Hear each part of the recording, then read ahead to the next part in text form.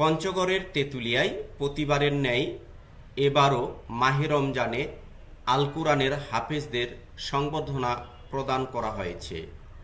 গত শনিবার তেঁতুলিয়া কেন্দ্রীয় জামি মসজিদে স্থানীয় মুমিন পাড়ার কয়েকজন যুবক এ সংবর্ধনার আয়োজন করেন।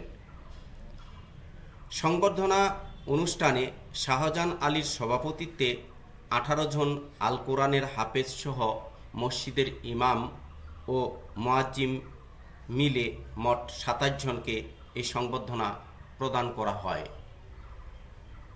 সংবর্ধনা অনুষ্ঠানে উপস্থিত হাফিজগণ পবিত্র কোরআন থেকে তেলাওয়াত করে শোনান।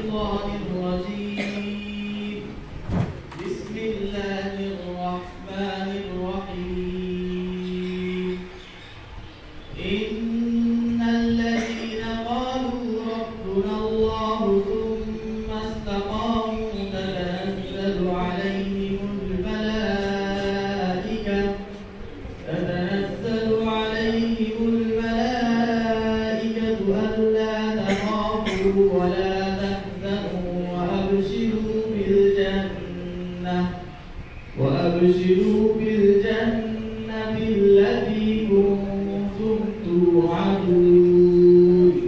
উপস্থিত হাফিজদের মধ্যে আয়াতটি তেলাওয়াত করেছি, সেই আয়াতটি আল্লাহ তাআলা কোরআন শরীফে বলেছেন, ওয়াসিকাল্লাযীনা তাকাউ রাব্বাহুম ইলাল জান্নাতি সুমারা। কাল কিয়ামতের দিন আল্লাহ তাআলা দুই ভাবে এই সময় শ্রেণী করে ফেলবেন মানুষদেরকে, জাহান্নামী একদল আর একদল জান্নাতি। এটা তো আমরা সবাই কম বেশি জানি না যে একদল যাবে জাহান্নামে আর একদল যাবে জান্নাতে। তো যাদেরকে আল্লাহ তাআলা জান্নাতে দিবেন, সেই জান্নাতি মানুষদেরকে যেদিক দিয়ে নিয়ে যাবেন রাস্তাটা চতুর্পাশে খালি গেট করা থাকে। আমরা যেরকম আমাদের এলাকায় দেখি কোন মন্ত্রী এমপি মিনিস্টার যদি আসে তাদের জন্য যেরকম ভাবে সংবর্ধনা দেওয়া হয়, জান্নাতীদেরকেও কাল কিয়ামতের দিনে আল্লাহ তাআলা এইরকম সম্মাননা দিয়ে তাদেরকে জান্নাতে দিয়ে দেবেন। বক্তব্য রাখেন আহনাফ সিটিআইয়ের পরিচালক এম.এ. বাসেত। উপস্থিত সম্মানিত মুসলিম ইকরাম, আসসালামু আলাইকুম। তেঁতুলিয়া মুমিন ভাইদের সর্বপ্রথম তেঁতুলিয়া মুমিন পাড়া যুবক ভাইদের সর্বপ্রথম আমি ধন্যবাদ জানাই এই ধরনের আয়োজন করার জন্য।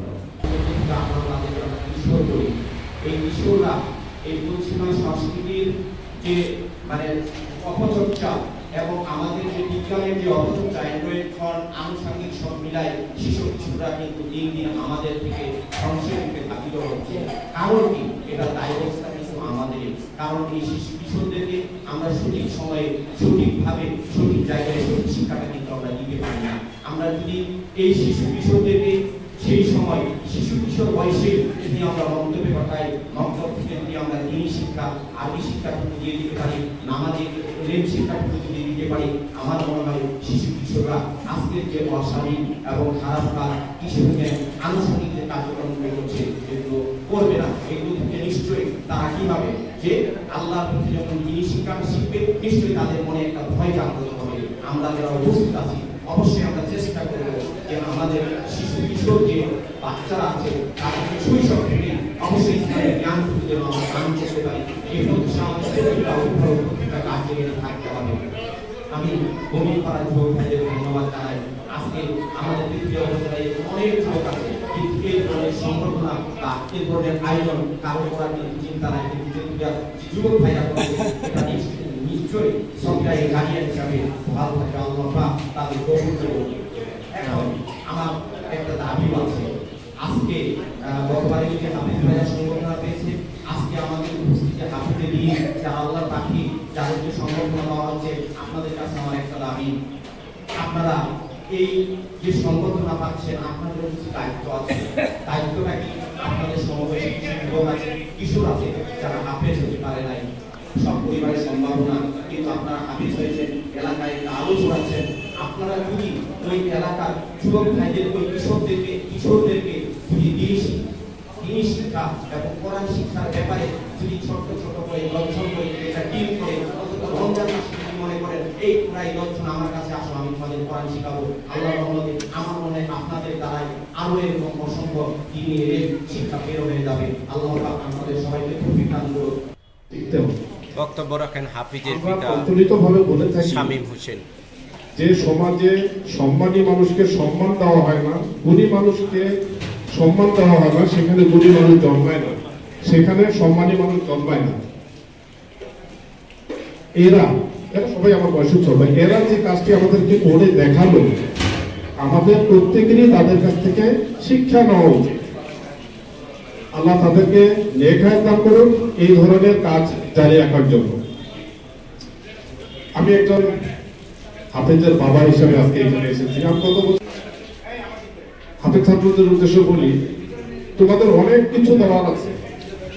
হাফেজ নাম হয়ে গেছে, সব নামের আগে হাফেজ শব্দটি যুক্ত হয়েছে, তার মানে কাজ শেষ হয়ে যাবে। তোমার আগ্রহ বাড়িয়ে দাও, মোবাইল থেকে দূরে থেকে বইয়ের প্রতি, বই পড়ো, কিতাব পড়ো।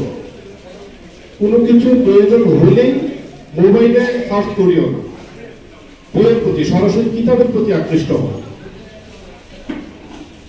সময় একেবারে সংক্ষিপ্ত, পরিশেষে আবারও বলছি, এই ক্যাম্পেইন এলাকার যতগুলো হাফেজ আছে, এই হাফেজদের দ্বারা আমাদের সমাজের পরিবর্তন হবে, এই সমাজের উন্নয়ন ঘটবে, এই আশাবাদ ব্যক্ত করে আমি আমার কথা শেষ করছি।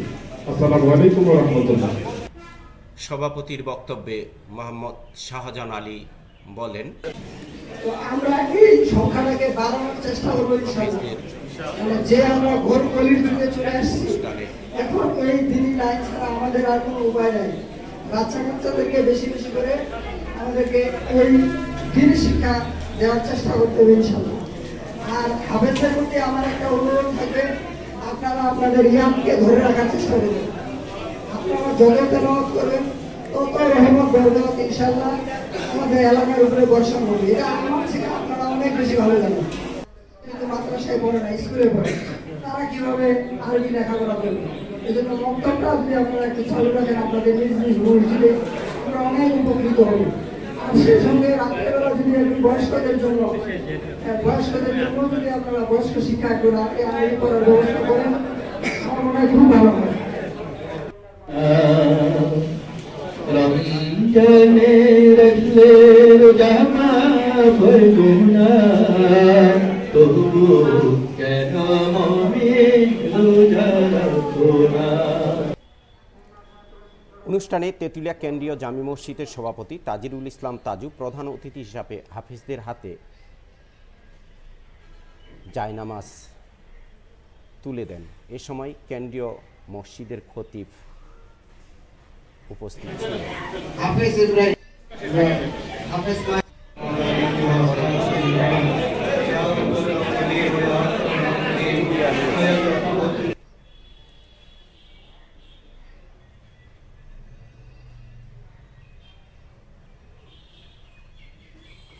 শেষে কেন্দ্রীয় মসজিদের খতিব ও কেন্দ্রীয়